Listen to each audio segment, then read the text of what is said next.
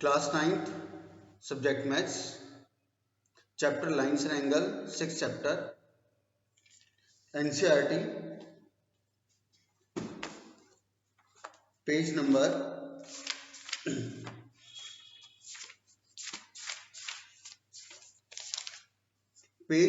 103 NCERT से page number 103 exercise 6.2।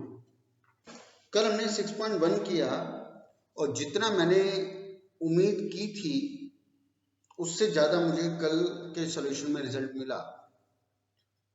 मैंने सोचा था कि शायद समझा तो दिया लेकिन स्टूडेंट शायद उसको ठीक से प्रेजेंट ना कर पाए, क्योंकि ज्योमेट्री में आपके स्टेप सारे ठीक हों, आंसर आपका ठीक आ रहा हो, आंसर तो खैर में होता नहीं, आंसर आपका ठीक आ रहा हो, स्टेप आपके सारे ठीक है, लेकिन अगर प्रेजेंटेशन ठीक नहीं है, प्रेजेंटेशन से मेरा मतलब है रीजनिंग प्रॉपर प्लेस पे अगर प्लेस नहीं की, प्रॉपर रीजनिंग अगर प्रॉपर प्लेस पर स्टेट नहीं की तो ज्योमेट्री के आपके उस सॉल्यूशन का कोई वैल्यू नहीं है, उस प्रूफ का कोई वैल्यू नहीं है, कोई मार्क्स नहीं देने वाला उसमें।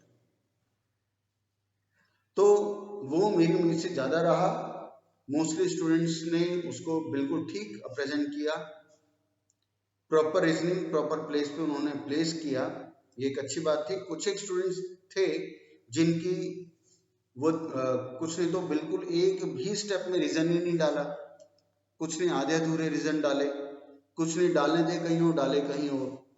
तो खैर उनको फिर मैंने वो करेक्टेड सॉल्यूशंस भी भेजे, तो ओवरऑल धीरे धीरे डेवलप हो गए, लेकिन चीज़ों को याद करना पड़ेगा। चीज़ें याद रखोगे हमेशा आगे के लिए, तो ये चीज़ें डेवलप होती ही है। हम याद नहीं रखते इसीलिए वो चीज़ कभी डेवलप नहीं होती। तो क्लास टू क्लास आप आगे प्रमोट होते रहते हो, लेकिन वो चीज़ आपकी पक्की नहीं हो पाती। तो शुरू करते हैं 6.2।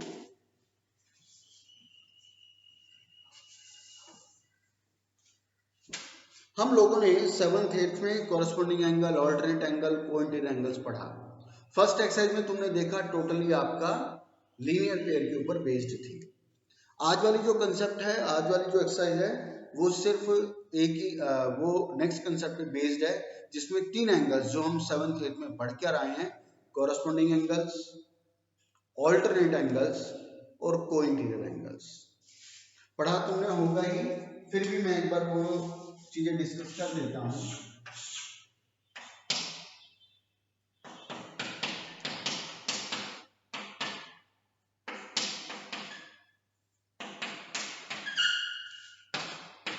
देखो, जब भी क्वेश्चन में 2 पैरालाइंस वो बोलेगा, जब भी क्वेश्चन में आपको 2 पैरालाइन गिवन होगी, क्वेश्चन आपको 2 पैरालाइन के बारे में बताएगा, तो तब इंस्टेंट हमारे ध्यान में 3 आइटम इंस्टेंट आने चाहिए। एक, वहां कॉरेस्पॉन्डिंग एंगल हो सकते हैं, वहां ऑल्टरनेट एंगल भी हो सकते हैं, और वहां कोइंसिडेंट एंगल्स आर सप्लीमेंट्री 180 भी हो सकते हैं। 3 बातें, 3 चीजें इंस्टेंट दिमाग पर आनी ही चाहिए कि अगर पैरालाइंस है तो 3 पॉसिबिलिटी इंश्योर्ड है। एक, वहां कॉरेस्पॉन्डिंग एंगल होगा, हो सकता है, एक वहां पे ऑल्टरनेट एंगल होगा या हो सकता है, या एक वहां पर कोइंसिडेंट सप्लीमेंट्री 180 होगा या हो सकता है। जैसे कॉरेस्पॉन्डिंग एंगल कैसे होते हैं? दोनों एक ही साइड होते हैं, एक बाहर की तरफ होता है, एक पैरालाइन के अंदर की तरफ होता है। दोनों एक ही साइड होते हैं, एक बाहर की तरफ और एक अंदर की तरफ। जैसे 1 and 5 कॉरेस्पॉन्डिंग है, दोनों एक ही तरफ है, 5 इन दोनों पैरालाइन के अंदर की तरफ है, 1 बाहर की तरफ है। जैसे 2 and 6 दोनों एक ही साइड है, एक पैरालाइन के अंदर की तरफ और एक बाहर की तरफ है। जैसे 3 and 8 दोनों एक ही साइड है, 3 पैरालाइन के अंदर की तरफ है, 8 बाहर की तरफ है। जैसे 4 and 7 दोनों एक ही साइड है, एक बाहर की तरफ है, एक अंदर की तरफ है। तो ऐसे कॉरेस्पॉन्डिंग एंगल होते हैं। ऑल्टरनेट एंगल्स, ऑल्टरनेट का मतलब यही है ऑल्टरनेटिवली, ऐसे या वैसे। तो ऑल्टरनेट एंगल्स का मतलब वो ऑल्टरनेट इंटीरियर एंगल्स भी होते हैं, ऑल्टरनेट एक्सटीरियर एंगल्स भी होते हैं। हमें ज्यादा आदत पड़ी होती है ऑल्टरनेट इंटीरियर एंगल्स की, तो मैं उसी की बात कर रहा हूँ। ऑल्टरनेट एंगल्स कैसे होंगे? Number 1, alternate interior.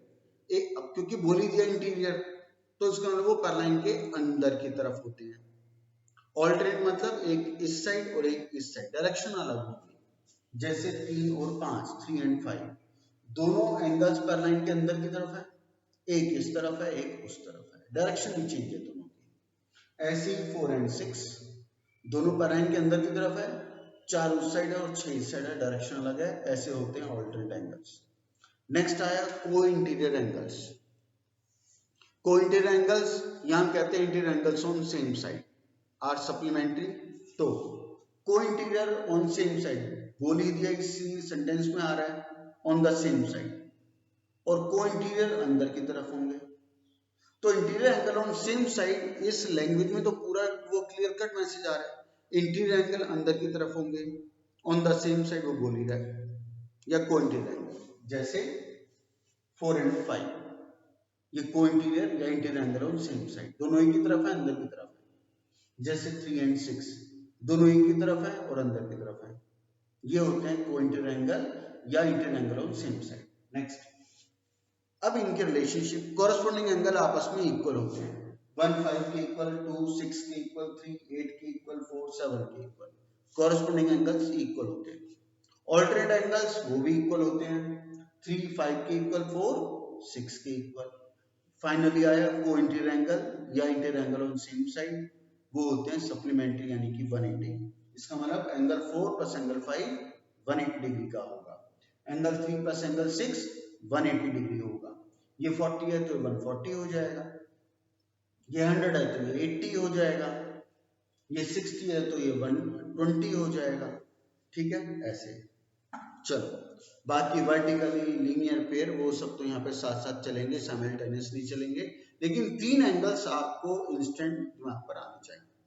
अगर क्वेश्चन में उसने कहा पैरालाइन है तो ये तीनों चीजें हम उस वक्त सोचेंगे इंस्टेंटली। ठीक, नेक्स्ट, अगर हमें पैरालाइन प्रूव करना है तो उल्टा, इन तीनों में से कोई भी एक कंडीशन पास करके दिखा दो। अगर हमें पैरालाइन प्रूव करना है तो इन तीनों कंडीशंस में से कोई भी एक पास करके दे दो उसको। ऑल्टरनेट एंगल्स इक्वल आके दे दो, पैरालाइन प्रूव हो जाएगी। कॉरस्पॉन्डिंग एंगल इक्वल आके दे दो, पैरालाइन प्रूव हो जाएगी। या कोइंटीरियर 180 लाके दे दो, प्रूव हो जाएगी। तो तीनों में से जो भी उसमें पॉसिबल हो रहा होगा वो ला करके दे देंगे, पैरालाइन प्रूव हो जाएगी। जितनी आसान लास्ट एक्सरसाइज थी उतनी आसान ये भी है। लास्ट एक्सरसाइज में भी ऐसा कुछ खास नहीं था, प्रेजेंटेशन को लेकर के थोड़ा सा हमें कॉन्शियस होना पड़ता है कहाँ क्या रीजन डाला जाना है। Page number 103 exercise 6.2 first question.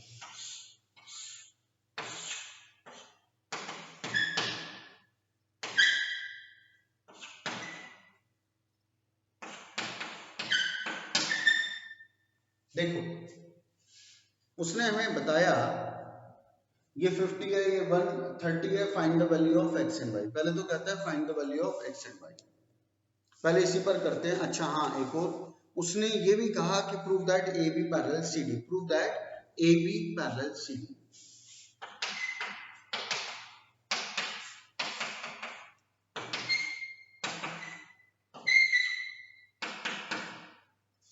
Prove that A B parallel C D. अब क्योंकि हमें प्रूव करना है ए बी सी डी के पैरेलल होगी, इसका मतलब मैं कॉरस्पॉन्डिंग या ऑल्टरनेट या कोइंटीरियर, इसका नाम ये तो यूज कर ही नहीं सकते डायरेक्टली, ठीक है ना। पैरेलल लाना है तो इसका मतलब इन तीनों में से जो भी पॉसिबल होगा वो हमें खुद लाके देना पड़ेगा।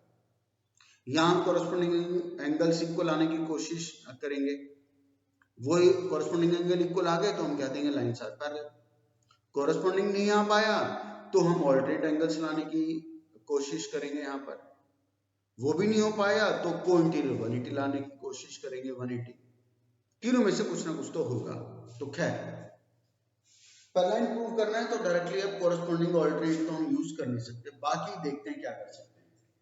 ये x कैसे आ सकता है, हमने देखा ये एक लाइन है, 50 और x दोनों लीनियर पेयर होंगे ना, 50 और x क्या होंगे, लीनियर पेयर। लीनियर पेयर कितना होता है 180, उसमें से ये 50 है तो x कितना बचा 130 डिग्री। चलो x तो सेटल हो गया, पैरेलल का कोई इन्वॉल्वमेंट था नहीं, क्योंकि वर्टिकली या लीनियर पेयर के लिए कोई कॉरस्पॉन्डिंग का चक्कर नहीं है। अब y का नंबर देखो, y कैसे निकालूं? बिल्कुल तुमने ठीक सोचा, y की 130 के साथ रिश्तेदारी है ना, ये आपस में रिलेशन में है ना, और इनका रिलेशन क्या है? Vertically opposite angles. तो y आपका आ गया 130 डिग्री।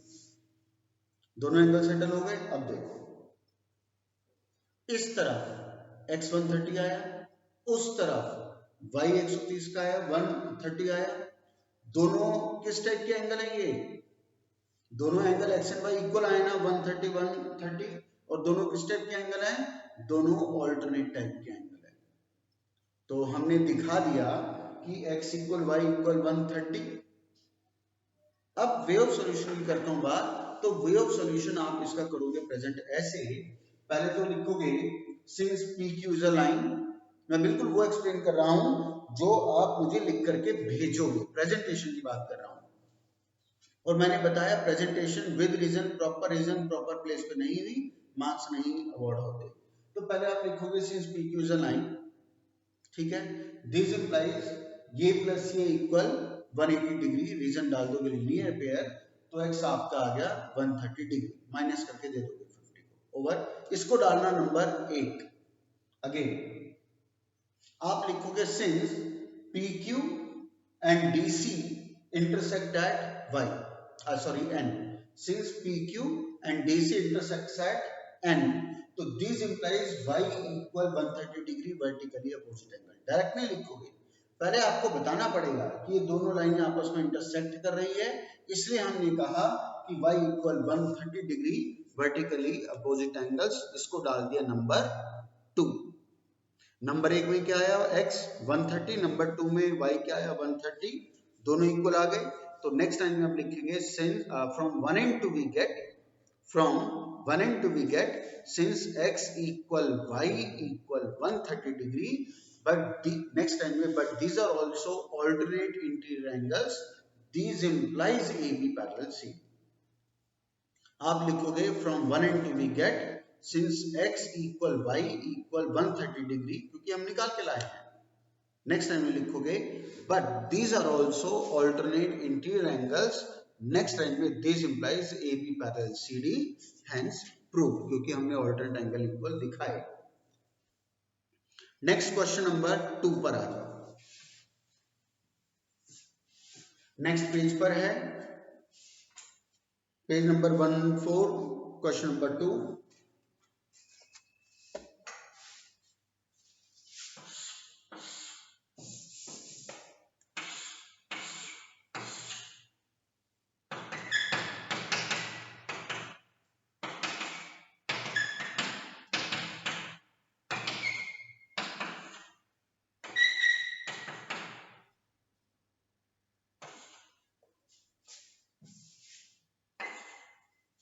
तो ये मैंने नेमिंग कर दी, नेमिंग हो सकता है मेरी एनसीईआरटी से डिफरेंट हो गई हो, लेकिन हमें कंसेप्ट पर ध्यान देना है।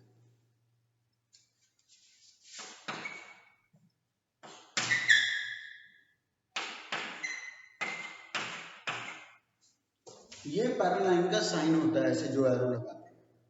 अब इसने हमें कहा क्वेश्चन में कि तीनों लाइंस आर पैरेलल। चलो इसने तीनों लाइंस पैरेलल कहा, तो इसका मतलब यहाँ पे कॉरस्पॉन्डिंग एंगल भी एग्जिस्ट कर रहे होंगे, यहाँ पे ऑल्टरनेट एंगल भी एग्जिस्ट कर रहे होंगे, और यहाँ पे को इंटीरियर आर सप्लीमेंट्री 180 भी एग्जिस्ट कर रहा होगा। तीनों एग्जिस्ट कर रहे होंगे, जो भी पॉसिबल होगा हम उसे यूज कर सकते हैं। बाकी वर्टिकली लीनियर पे तो कोई दिक्कत है ही नहीं, उसके लिए तो कोई पैरेलल लाइन की जरूरत होती नहीं। चलो इस एंगल को इसने x मार्क किया, इसको y मार्क किया, इसको z मार्क किया। तो यहां पर इसने कहा y is to z equal 3:7, y is to z is equal to 3:7। मैं y को 3 मान लेता हूं और z को 7। y को मैंने 3a एज्यूम कर लिया और z को 7। इसको 3x या 7x नहीं लिखेंगे, क्योंकि वैसे तो रेशियो में हम जनरली लिखते यही हैं 3x एंड 7x। यहां नहीं लिखे क्योंकि x उसने खुद लिख के दिया हुआ है, x इसका खुद का एक एंगल है, तो इसलिए x नहीं लिखोगे, इसलिए यहां पर a लिखना चाहिए। चलो तो x तो है हमारा, सॉरी y तो है हमारा 3a और z है हमारा 7। हमें फाइंड आउट करना है find the value of x. चलो, तो जब तक ये ए नहीं आएगा तब तक ये वाई और जेड की एग्जैक्ट एंगल की ये एग्जैक्ट एंगल की डिग्री पता नहीं चलेगी। जब हमारे पास पूरे पूरे वाई और जेड की डिग्री आ जाएगी तब ये एक्स आ पाएगा। शुरू करते हैं। अब एक्स को निकालने के लिए क्या क्या रास्ते हो सकते हैं। लाइन तो तीनों पैरेलल है। अगर मैं एक्स को वाई के साथ रिलेट करूं तो एक्स और वाई की क्या रिलेशनशिप है, को इंटीरियर एंगल्स 180 डिग्री है ना, दोनों पैरेलल के अंदर की तरफ है, एक ही साइड है। एक्स प्लस वाई 180 डिग्री, को इंटीरियर एंगल्स 180, तो एक्स आ जाएगा और वाई एंगल पता लग जाएगा, तो 180 में से माइनस कर देंगे, एक्स पता लग जाएगा। ऑप्शन नंबर 2 ये भी कर सकता हूं, A B parallel E F, A B parallel E F और पी क्यू ट्रांसवर्सल है, तो एक्स और जेड की क्या रिश्तेदारी है, ऑल्टरनेट इंटीरियर एंगल्स। एक्स और जेड क्या है, ऑल्टरनेट इंटीरियर एंगल्स, तो जेड आ जाएगा तो डायरेक्ट ऑल्टरनेट से एक्स भी आ गया। तो मेरे पास दोनों ऑप्शन खुले हुए हैं, मैं चाहे x प्लस वाई से x फाइंड आउट कर पाऊं या z और इक्वल x ऑल्टरनेट से इक्वल कर पाऊं। तो ओवरऑल z या y तो आपको चाहिए, और z और y खुद किस पर डिपेंडेंट है, इस वैल्यू a पर डिपेंडेंट है। तो पहले इनको सेटल करते हैं। तो उसके लिए हमें ये देखें क्या y और z का आपस में कोई रिलेशनशिप है डायरेक्ट। सोचो, क्या y और z की रिलेशनशिप है, कोई रिलेशनशिप नहीं है। तो रिलेशनशिप जब तक बनेगी नहीं हम कैसे चलें। तो उसके लिए एक काम करते हैं, मेरे पास दो ऑप्शन है, DCEF के पैरेलल है, DCEF के पैरेलल है, ये ट्रांसवर्सल है, तो इस एंगल y का इस एंगल यहां वाले से रिलेशन होगा, क्या, कॉरस्पॉन्डिंग एंगल है ना, ये वाला एंगल इसके इक्वल हो सकता है कॉरस्पॉन्डिंग एंगल्स, या ये कर लो, इसका यहां वाले एंगल के साथ रिलेशनशिप होगा वही कॉरस्पॉन्डिंग एंगल है ना, या इस z का इसका यहाँ पर रिलेशनशिप होगा ऑल्टरनेट एंगल्स। मैं रिपीट करता हूं, या तो इसका इसके साथ रिलेशनशिप है कॉरस्पॉन्डिंग, ये y तो ये भी y हो जाएगा, फिर यहाँ आकर के y plus z 180 linear pair लगा दूंगा, y plus z 180 linear pair लगा दूंगा, या दूसरा ऑप्शन, अगर मुझे ये स्ट्राइक नहीं किया तो हो सकता है ये स्ट्राइक कर जाए, ये वाला एंगल इसके इक्वल कॉरस्पॉन्डिंग एंगल है, ये भी, ये z तो ये यहाँ पे भी z आ जाएगा, आगे z, फिर ये दोनों क्या है, z और y लीनियर पेयर, तो मैं z प्लस y यहाँ पे 180 लगा दूंगा, ये आ जाएगा, या अगर ये स्ट्राइक नहीं किया तो ये एंगल इसके इक्वल है ऑल्टरनेट एंगल्स, ये z तो यहाँ पे भी z हो गया, ये z आ गया तो y plus z 180 linear pair. तो हमने ये देखा लीनियर पेयर तो लगेगा ही लगेगा, बिना लीनियर पेयर लगे आपका ये नहीं आ सकता। मैं अब उन तीनों में से एक ही तरीका अडॉप्ट कर रहा हूं, तुम जैसे मर्जी करना, तुम्हारी मर्जी है। तो मुझे लगा स्टेप तो उतने ही बैठेंगे, चाहे कॉरस्पॉन्डिंग से कहीं जंप मारो या ऑल्टरनेट से जंप मारो, वो तो आपको करना ही पड़ेगा। तो मैं एक काम करता हूं, चलो मैं इसको यहां ले आता हूं, ऑल्टरनेट एंगल्स मैं इससे कर रहा हूं, ठीक है, ये एंगल इसके इक्वल ऑल्टरनेट एंगल्स, तो ये भी हो गया z, तो ये भी हो गया 7 ओवर। अब ये स्ट्रेट लाइन है तो y प्लस z कितना होगा 180, y plus z equal 180, y क्या है कि ये 7 इक्वल 180, 10 इक्वल 180, ये आ गया 18 डिग्री, ये कितना आ गया 18 डिग्री। चलो आगे ये एंगल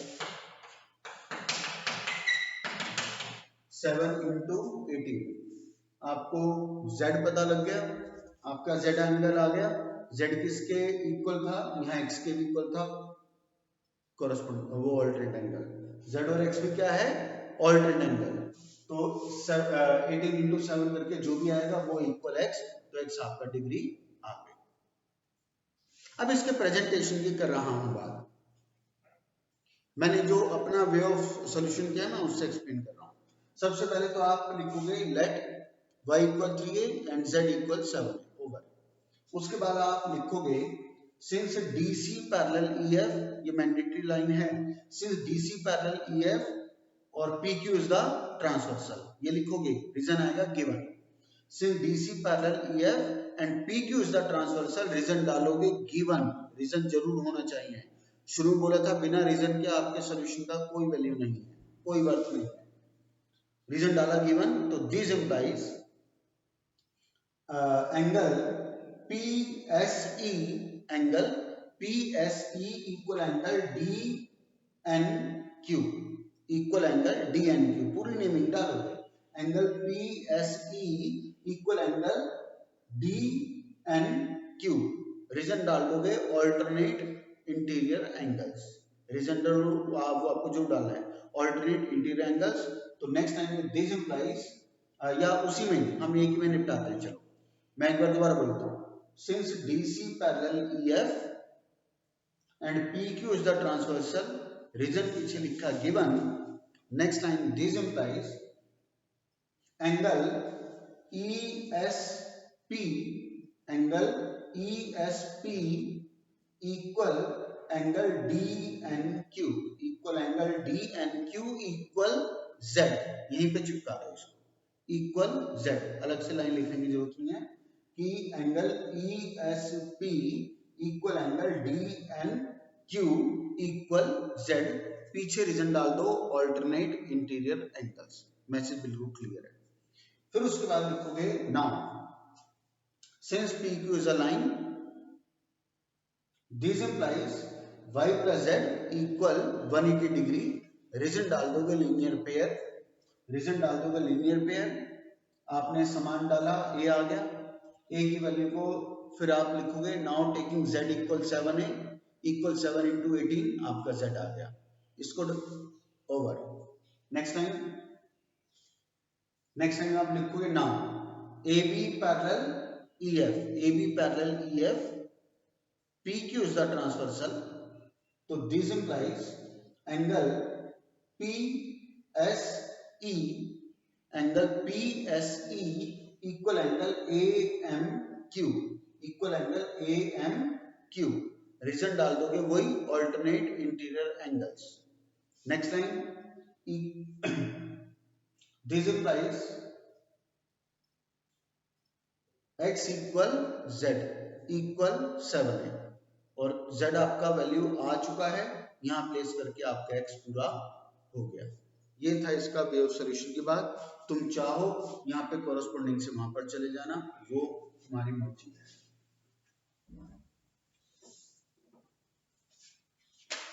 नेक्स्ट क्वेश्चन नंबर 3 पर आते हैं।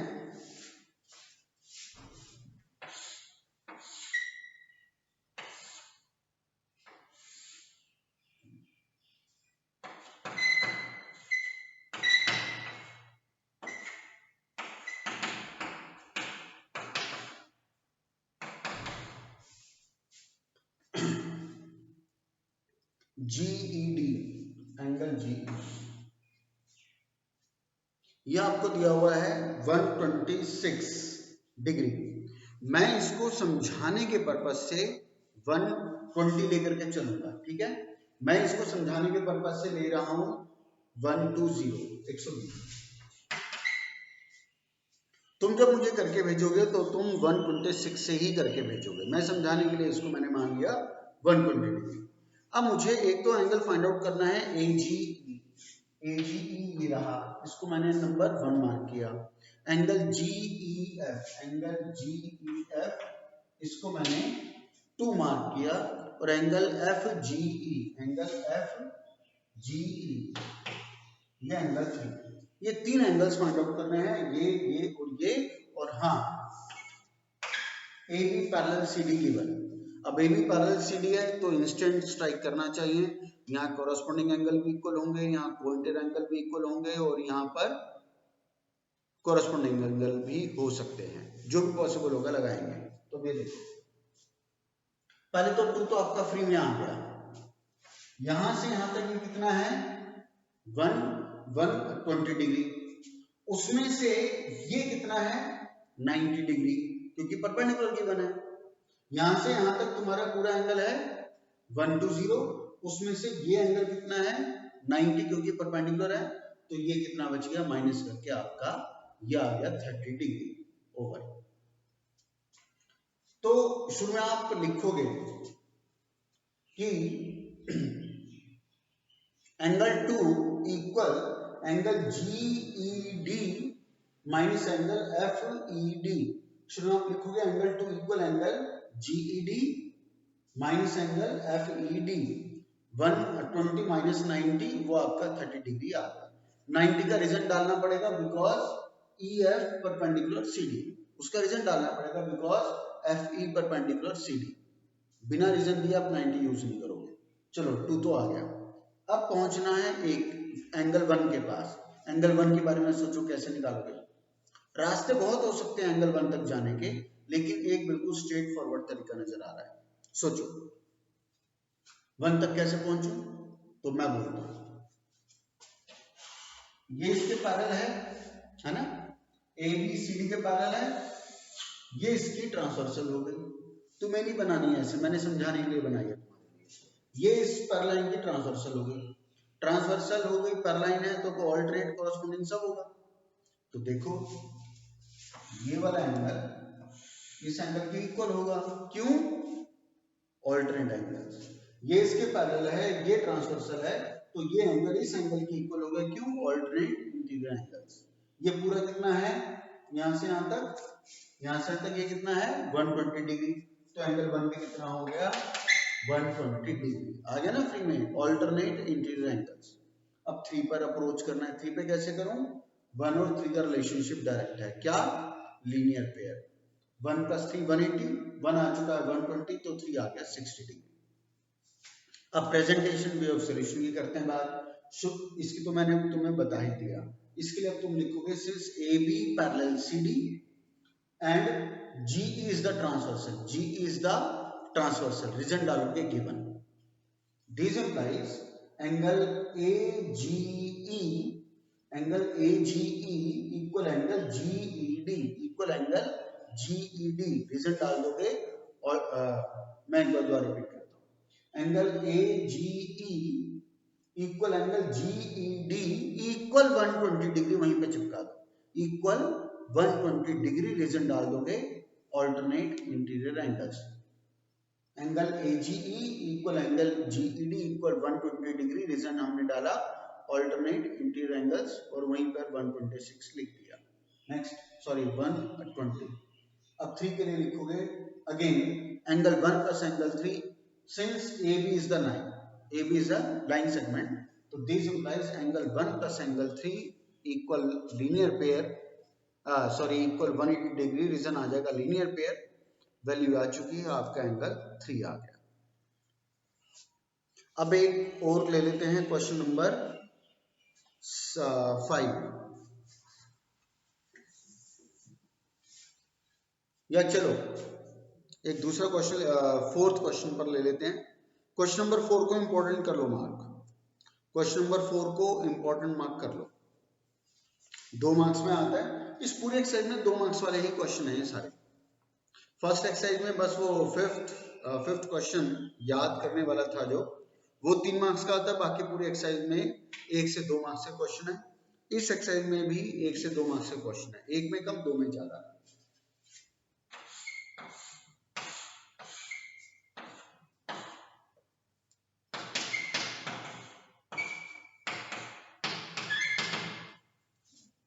नेमिंग मेरी अलग हो गई है, लेकिन कंसेप्ट वही वाली रहेगी।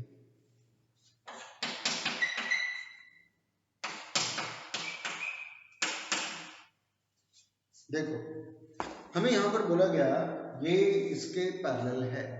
पैरेलल है तो वही इंस्टेंट स्ट्राइक करना चाहिए कि यहाँ कॉरेस्पॉन्डिंग एंगल भी हो सकते हैं, ऑल्टरनेट एंगल्स भी हो सकते हैं, और को इंटीरियर 180 भी हो सकता है, सब मिलेगा यहाँ पर।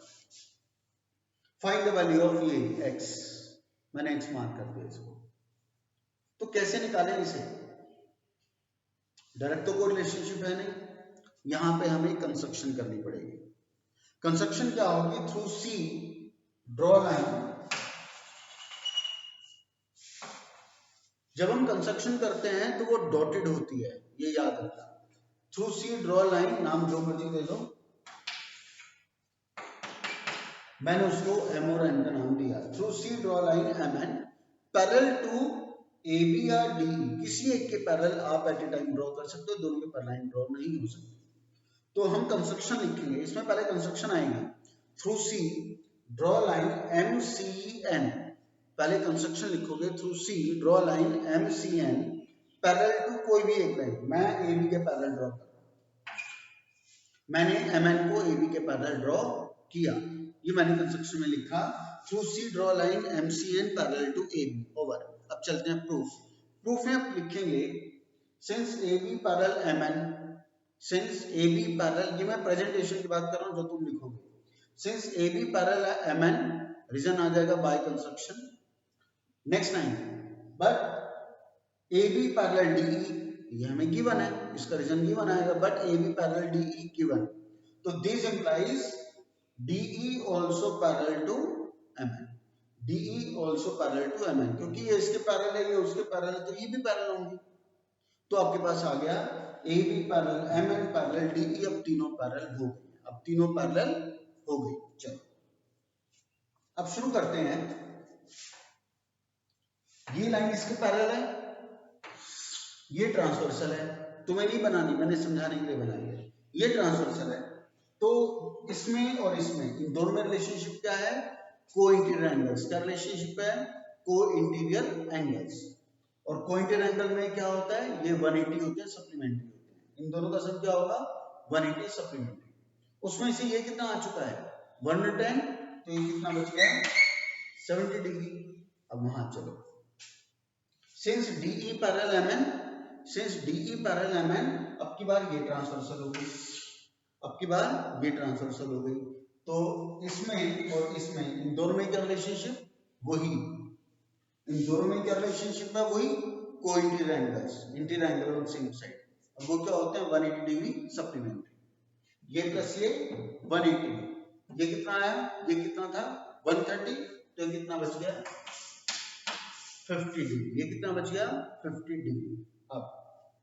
अब लिखोगे since MCN is a line, since MCN is a line, ये क्या होगा 180 डिग्री, ये प्लस ये 180 डिग्री, ये कितना हो चुका है 70 प्लस 50 120, 120 का हो गया, 180 में से माइनस करके आपका x आ गया 60 डिग्री, x आपका आ गया 60 डिग्री।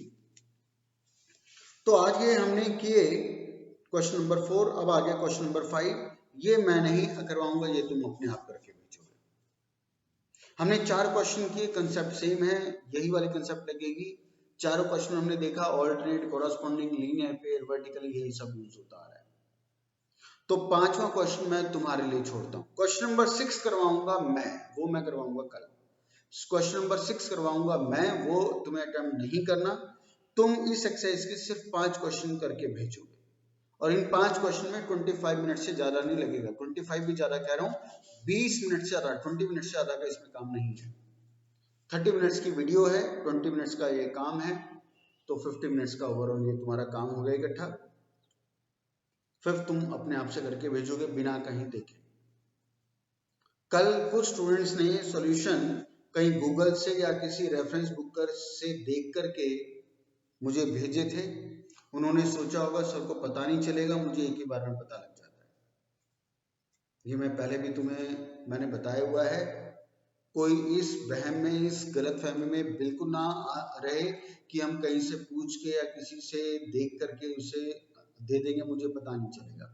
डेफिनेटली मुझे पता वो चलेगा, और मुझे पता चलता भी है, और उन स्टूडेंट्स को मैंने लिख के भी भेजा था कि तुमने कहीं से देख के किया है, लिख के किया है, तो इन चीज़ों से बचो।